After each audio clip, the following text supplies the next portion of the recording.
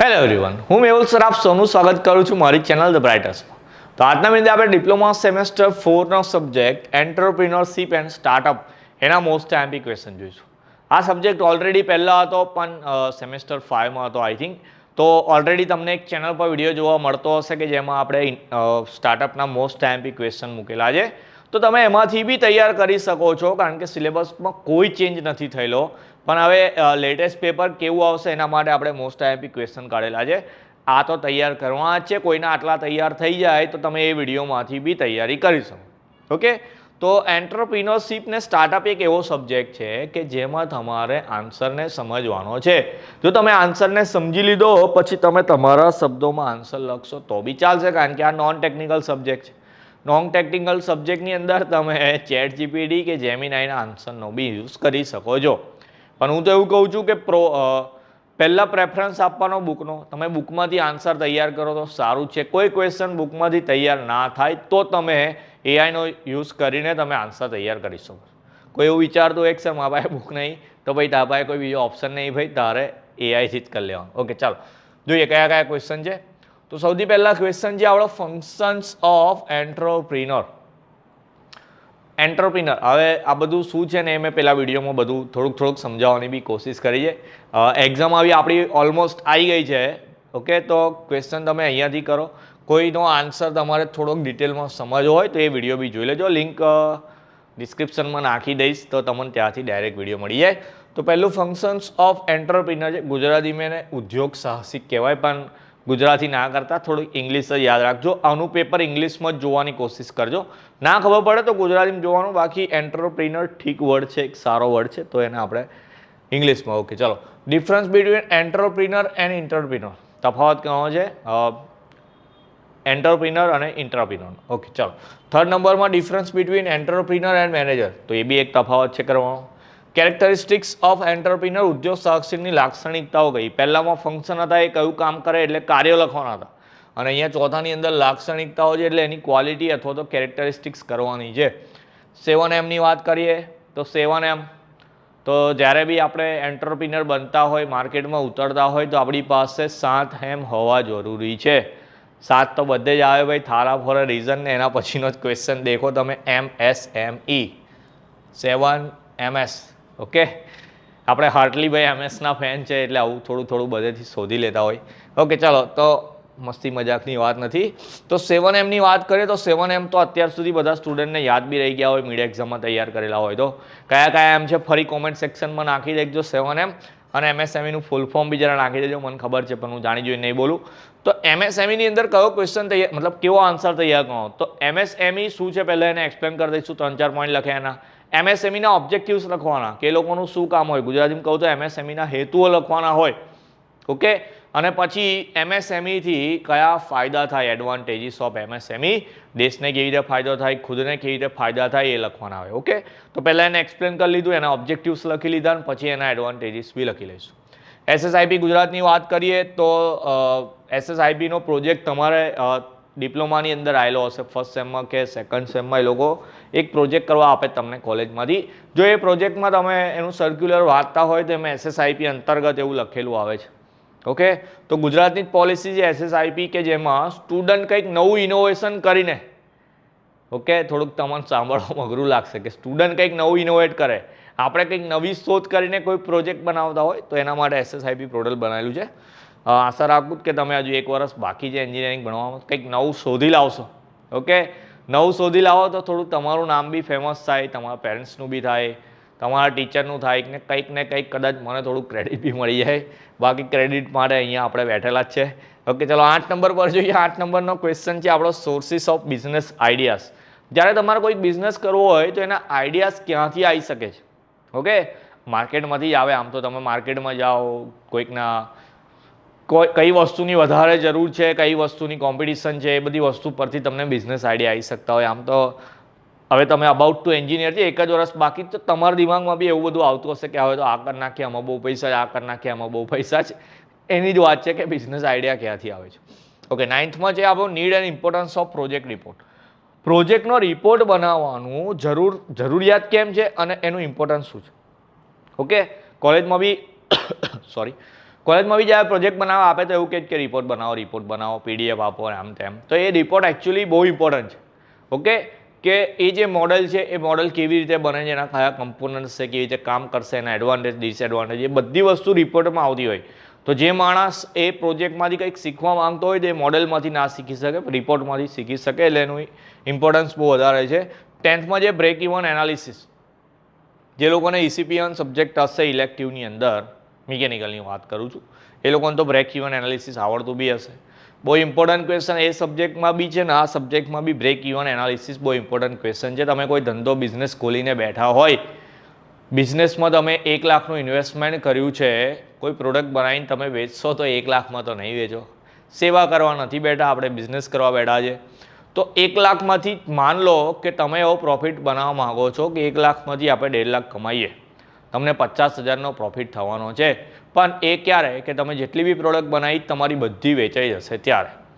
એક ક્વોન્ટિટી એવી હશે કે બધી નહીં પણ આટલી પ્રોડક્ટ વેચાશે ત્યારે આપણા 1 લાખ તો કવર થઈ જશે.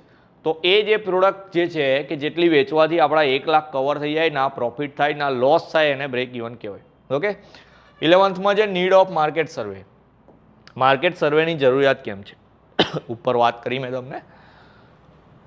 ઓકે, ચલો એના પછી જોઈએ. સોરી, 12thનો ક્વેશ્ચન છે આપણો B2B E-commerce and GEM.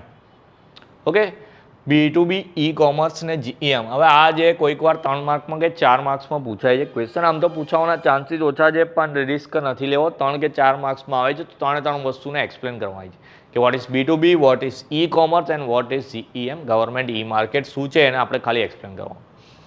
13th છે 4 P's ઓફ માર્કેટ. તો જેવી રીતે માર્કેટમાં 7Mની જરૂર છે એવી રીતે વોટ ઇઝ 4P, શું છે જરૂરી 4P એ બી જરા કોમેન્ટમાં બતાવજો. 7M 4P બંને એકમાં લખી નાખજો. કોઈ ઓલરેડી 7M લખી નાખ્યું હોય તો 4P બી બતાવી દો જરા, માર્કેટમાં કયા 4Pની જરૂર છે. બહુ ઇઝી છે ક્વેશ્ચન, ફરી એકવાર કહું છું, મોડે નહીં કરવાનો. ક્વેશ્ચન વાંચવા બેસો તો ખાલી સમજવાનો, ક્વેશ્ચન સમજી લો પછી તમે બનાવીને લખશો તો ચાલશે. પ્રોડક્ટ લાઈફ સાયકલ છે, IEMમાં બી આવે છે, એ જ આન્સર છે આપણો. પછી છે SWOT એનાલિસિસ, SWOT એનાલિસિસ શું છે એનું ફૂલ ફોર્મ એ બી બતાવી દેજો જરા. 16માં છે difference between industry, commerce and business. Industry, commerce ને બિઝનેસનો તફાવત બુકમાં કદાચ નથી આપેલો, તમે ગૂગલથી કરી લો ચાલશે. 17થમાં છે ડિફરન્સ બિટવીન પ્રાઇવેટ કંપની અને પબ્લિક કંપની. આમાં જો હું મોસ્ટ IMP કયો પૂછાય છે કયો પૂછાઈ ગયો એવું નથી કહેતો, મેક્સિમમ વધારે તૈયારી કરવાની. નોન-ટેક સબ્જેક્ટ છે તો મે બી એવું થાય કે ક્વેશ્ચન અમુક રિપીટ ના બી થાય એટલે વધારે ક્વેશ્ચન કરીશું. 30 ક્વેશ્ચન છે, વધારે તો આપણે MB નહીં આપતા કે અમુક ટીચર તો આખી ચોપડી ચાલ દે IMPમાં, એવું નહીં. આપણે 30 જ ક્વેશ્ચન આખી બુકમાંથી છે એને મોસ્ટ IMP કન્સિડર કરે તો 30 તૈયાર કરવા. બધું વાંચ્યું હશે તો તમે ત્યાં જઈને બનાવીને બી લખી શકો. પછી ઓલરેડી ઓછા ક્વેશ્ચન વાંચશો અને પછી કોઈ બહારનો પૂછાઈ ગયો તમારાથી બનાવાય બી નહીં આન્સર, તો 30 કરવાના છે ખાસ. 18માં છે advantage and disadvantages of cooperative society અથવા તો સહકારી મંડળીના ફાયદા અને ગેરફાયદા શું છે. ટાઈપ્સ ઓફ લીડરશિપ, લીડરશિપ એટલે નેતૃત્વના પ્રકારો કેટલા ટાઈપ્સના આવે. 20માં જે ફંક્શન્સ ઓફ મેનેજમેન્ટ, મેનેજમેન્ટના કાર્યો છે. 21માં આપણું difference between administration and management, વહીવટ અને સંચાલન વચ્ચેનો તફાવત. ઓકે, ચાલો આગળ જે આવે 22 વાળો ક્વેશ્ચન આપણો, જો મેં કીધું એમ 30 જ ક્વેશ્ચન છે આપણા IMP. તો 22માં જે ફંક્શન્સ ઓફ NSIC અને DIC. ઓકે, નેશનલ કંપની છે ને આ ડિસ્ટ્રિક્ટની કંપની છે તમારી, તો તમે જ્યારે બિઝનેસ સ્ટાર્ટ કરતા હોય કંઈક નવું ઇનોવેશન SSIPમાં કરી લીધું માન લો, તમે એના રિગાર્ડિંગ કોઈ પોતાનો બિઝનેસ સ્ટાર્ટ કરો તો તમે પોતે એન્ટરપ્રિનર બની ગયા એવું કહેવાય. તો તમે એન્ટરપ્રિનર બની જાઓ તો તમને આ 2 ઇન્સ્ટિટ્યૂટ હેલ્પ કરશે.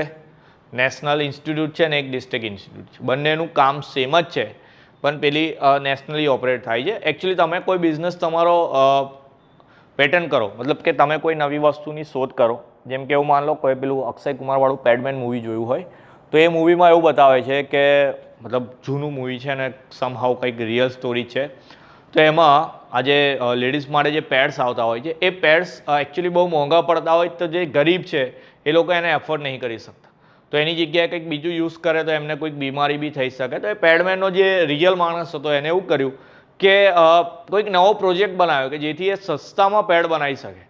તો એ સસ્તામાં પેડ બનાવવાનો જે પ્રોજેક્ટ જે મોડેલ હતું એવું મોડેલ, મતલબ આપણે એવું નહીં કહેતો તમારે એ જ બનાવવાનું છે, પણ કોઈક એવી વસ્તુ કે જે રિયલમાં વર્લ્ડમાં જરૂરી છે મતલબ માન લો ઇન્ડિયામાં બી એ વસ્તુની બહુ જરૂરી છે, માન લો ઓલરેડી છે બી, પણ તમે કંઈક એવું નવું ઇનોવેશન કરો છો કે જેથી ફાયદો થાય છે.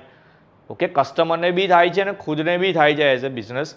પણ કંઈક નવી વસ્તુની શોધ કરો, તમારી પાસે પછી માન લો તમે પ્રોજેક્ટ બનાવી લીધો, તમે એક મોડેલ બી બનાવી લીધું, પણ હવે તમારે એને ઇમ્પ્લિમેન્ટ કરવો છે, માર્કેટમાં લાવો છે, પણ તમારી પાસે પૈસા ખૂટે છે, કોઈક ટીમ ખૂટે છે, તો એ બધી વસ્તુનું કામ તમને આબે કરી આપશે. ઓકે, તમને લોન બી પ્રોવાઈડ કરી આલે, તમને જેટલી હેલ્પ જોઈતી એટલી હેલ્પ બી કરે, ક્રેડિટ બી નહીં લે પાછા, કારણ કે આ ગવર્મેન્ટ ઇન્સ્ટિટ્યૂટ છે એવું સમજો. ઓકે, પછી સ્ટાર્ટઅપ ઇન્ક્યુબેટર છે. હવે સ્ટાર્ટઅપ ઇન્ક્યુબેટર અને સ્ટાર્ટઅપ એક્સિલેટર બે વસ્તુ છે. જો બંને તૈયાર કરો, ડિફરન્સ પૂછાય તો તમે ડિફરન્સ બનાવીને બી લખી શકો. ઇન્ક્યુબેટર્સ ને એક્સિલેટર્સ. તો ઇન્ક્યુબેટર્સ એવા હોય કે તમે કોઈ બિઝનેસ સ્ટાર્ટ કરો તો સ્ટાર્ટિંગમાં તમારી સાથે હશે. સ્ટાર્ટિંગમાં તમારી સાથે હશે, તમારો બિઝનેસ ગ્રો કરવા માટે હેલ્પ કરશે એ લોકો. ઓકે, અને એક્સિલેટર એવા છે કે જ્યાં નામ જ લખ્યું છે એક્સિલેટરમાં, તો તમારો બિઝનેસ કોમ્પિટિશનમાં આવે, તમારા બિઝનેસને વધારે ડેવલપ કરવો હોય તો એના માટે તમારી સાથે રહેશે. 25 વાળો મોસ્ટ આઈએમપી છે ફેલર ઓફ સ્ટાર્ટઅપ. તમે સ્ટાર્ટઅપ કર્યું, તમે કોઈ બિઝનેસ સ્ટાર્ટ કર્યો, પણ એ બિઝનેસ મોસ્ટલી બધા બહુ એવા તમે જોયેલા બી હશે કે જે લોકો કંઈક નવી ફિલ્ડમાં આવે, નવો બિઝનેસ સ્ટાર્ટ કરે, પણ થોડા ટાઈમમાં બંધ કરી દે એને. એવું બોલે કે ભાઈ દેવાળું ફૂંકાઈ ગયું ને આ થઈ ગયું ને તે થઈ ગયું, પણ એ વસ્તુ કેમ થાય એના કારણ છે. તમે એક જ વાર જો શાંતિથી વાંચો, બધા જ ક્વેશ્ચનના આન્સર તમને ખબર પડી જશે. પછી ઇન્વેસ્ટર પિચ ડેસ્ક છે, એક ડોક્યુમેન્ટ છે કે તમારું બિઝનેસનું બધું લેખાજોખું હોય. મેં એવરી ટાઈમ સ્ટુડન્ટને કહું છું કે જ્યારે બી આપણે મૂવી દેખતા હોય, મૂવીમાં કોઈ બહુ મોટો બિઝનેસમેન હોય, એની ત્યાં કોઈ રેડ પડવાની હોય, ત્યાંથી એ ભાગતો હોય તો એ ઓફિસમાં જઈને એના લોકરમાંથી બધી ફાઇલ્સ લેતો હોય છે. ઓકે, એ ફાઇલ્સ બહુ ઇમ્પોર્ટન્ટ હોય છે. એ ફાઇલ્સ જ આપણી ઇન્વેસ્ટર પિચ ડેક છે કે જેમાં એની ફાઇનાન્શિયલ રિપોર્ટ બી હોય, બિઝનેસની બધી જ રિપોર્ટ એથી લઈને ઝેડ સુધીની બધી ઇન્ફોર્મેશન એમાં આવતી હોય. ઓકે, એ જ ઇન્વેસ્ટર પિચ ડેક છે. પછી short note of IPR, intellectual property rights એવું નામ છે એનું ફૂલ ફોર્મ. ઓકે, તો IPR પર શોર્ટ નોટ લખવાની છે. એના પછી 28 પર પ્રોજેક્ટ પ્લાનિંગ કેવી રીતે કરવાનું. 29 વાળો એક્ઝામમાં પૂછાઈ ગયો છે 7 માર્ક્સની અંદર. ROI, ROS, return on investment and return on sales. ને 30નો ક્વેશ્ચન આપણો બિઝનેસ એથિક્સ, એટલે બિઝનેસના એથિક્સ કયા છે. અરે યાર, એક ક્વેશ્ચન રહી ગયો અહીંયા ભાઈ, 31 એડ કરી દઈએ આપણે, પૂછાવાનો જ છે એટલે કહું છું. એક ક્વેશ્ચન છે આપણો બેંકરપ્સી. ઓકે, બેંકરપ્સી, જેને ગુજરાતીમાં કહેવાય નાદારી. તો બેંકરપ્સીનો મતલબ એવો છે કે કોઈક બહુ મોટો બિઝનેસમેન છે કે જેને પૈસાની જરૂર પડી છે, બહુ મોટી લોન લઈને સેનોરિટા આઇલેન્ડ જતો રહે છે ફરવા માટે, બરાબર. લોન લઈ લે છે અને પછી લોન નથી ભરી શકતા અને એ લોકો બેંકનું કરી નાખે ને બીજા દેશ જતા રહે, તો એને બેંકરપ્સી કહેવાય. તો બેંકરપ્સી એક્સપ્લેન કરવાની, અને બેંકરપ્સી શાના લીધે થાય અને બેંકરપ્સીથી બચવા માટે શું કરવાનું એ કરવાનું. 7 માર્ક્સનો ક્વેશ્ચન છે એટલે થોડું મેક્સિમમ લખાણ જોઈશે. એકવાર વાંચો તમને બધી વસ્તુ ખબર પડશે. 31 ક્વેશ્ચન છે, 31 બધા જ ક્વેશ્ચનની અંદર તમને બધું જ ખબર પડી જાય એવું છે. તો પહેલી વાર જ્યારે વાંચવા બેસો તો આ બધા ક્વેશ્ચનને ખાલી સમજવાની કોશિશ કરજો. નો ડાઉટ થોડો ટાઈમ લાગશે, પણ જો એકવાર સમજી જશો તો મોડે કરવામાં તો બહુ મિનિમમ ટાઈમ લાગશે. ઓકે, તો આ આપણા એન્ટરપ્રિનરશિપ ને સ્ટાર્ટઅપના મોસ્ટ આઈએમપી ક્વેશ્ચન. તમારી પાસે વિડીયો આવે મેક્સિમમ શેર કરવાનો. એક્ઝામ ઓલમોસ્ટ આવી ગઈ છે તો બધાની તૈયારી થવી ઇમ્પોર્ટન્ટ છે. આની સાથે પેલા વિડીયોમાં બી જો કોઈ બીજા ક્વેશ્ચન હોય, મતલબ આ જ હશે, આમ તો મે બી 2-4 ડિફરન્ટ હોય, તો આટલા તૈયાર થઈ જાય તમે એ વિડીયોમાંથી બીજા ક્વેશ્ચન બી તૈયાર કરી શકો. એમાં બી મેં થોડું સમજાયેલું છે, તો એ વિડીયો બી તમારો ઇમ્પોર્ટન્ટ છે. તો મળી આવે નેક્સ્ટ વિડીયોમાં. ત્યાં સુધી તમારું ધ્યાન રાખજો, બરાબર તૈયારી કરતા રહેજો. જય હિન્દ, જય ભારત.